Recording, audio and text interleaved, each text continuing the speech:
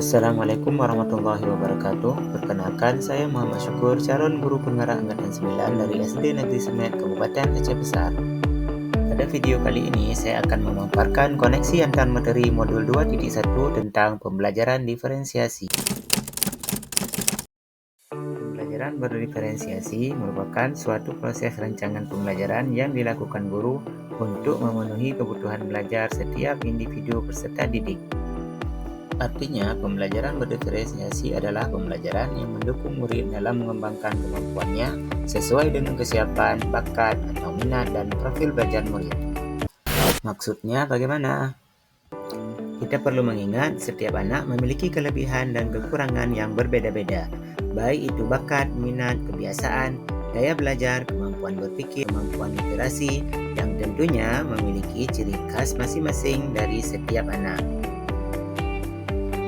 Oleh sebab itu, guru harus bisa menyesuaikan setiap kebutuhan anak agar terciptanya pembelajaran yang menyenangkan, kondusif, dan nyaman.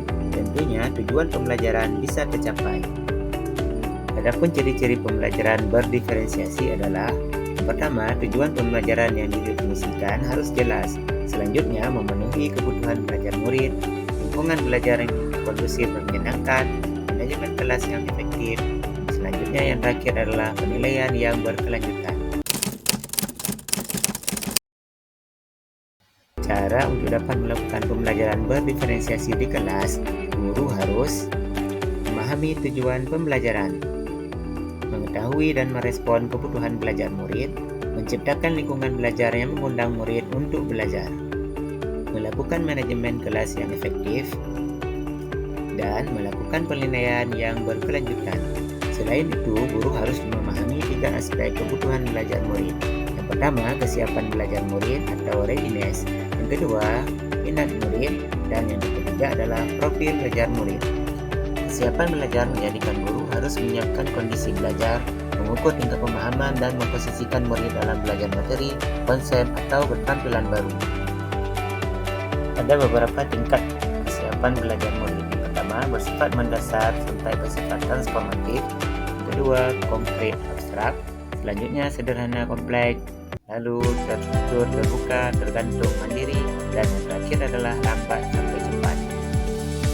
Minat murid menjadi hal yang sangat penting dalam memotivasi dirinya kepada suatu hal atau objek yang menyenangkan dan memberikan kepuasan dalam diri murid.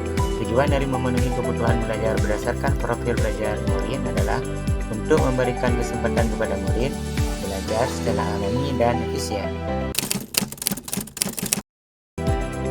Lingkungan, budaya, gaya belajar, dan kecerdasan majemuk.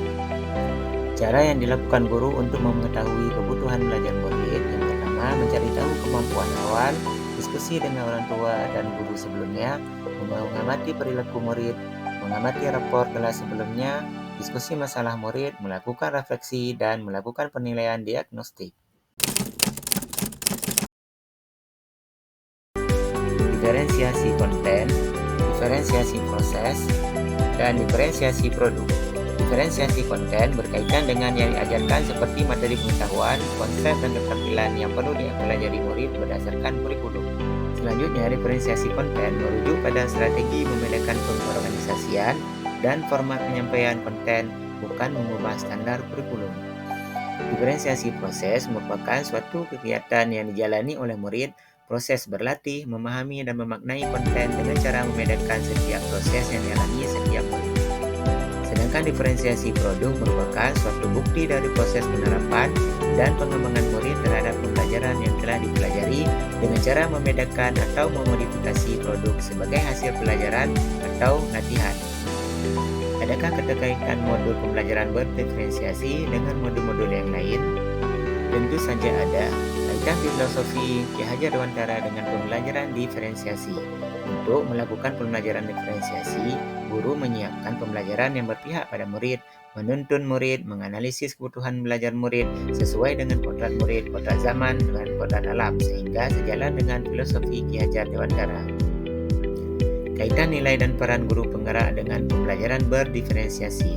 Dalam merancang pembelajaran berdiferensiasi, sebagai guru penggerak, saya harus berkolaborasi, berinovasi, mandiri, reflektif, dan berpihak pada murid dalam memenuhi kebutuhan belajar murid, sehingga bisa mewujudkan kepemimpinan murid, sehingga murid lebih merdeka dalam belajar. Kaitan visi guru penggerak dengan pembelajaran diferensiasi.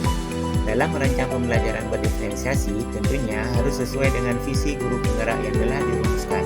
Hal ini menjadi strategi sehingga pembelajaran yang dilakukan lebih terarah dan tercapai visi yang telah dicita-citakan. Kaitan budaya positif dengan pembelajaran diferensiasi. Dalam pelaksanaan pembelajaran berdiferensiasi, tentunya harus ada kesepakatan antara guru dan murid. Guru harus bisa menjadi manajer dalam pembelajaran sehingga terciptanya lingkungan belajar yang kondusif, nyaman, dan menyenangkan. Dengan demikian, bisa terwujudnya budaya positif dalam kelas dan lingkungan sekolah. Demikian pemaparan koneksi materi dari saya, semoga bisa memperkuat pemahaman saya dalam menjalani pendidikan guru penggerak. Sekian dan terima kasih. Salam guru penggerak, bergerak, dan menggerakkan. Assalamualaikum warahmatullahi wabarakatuh.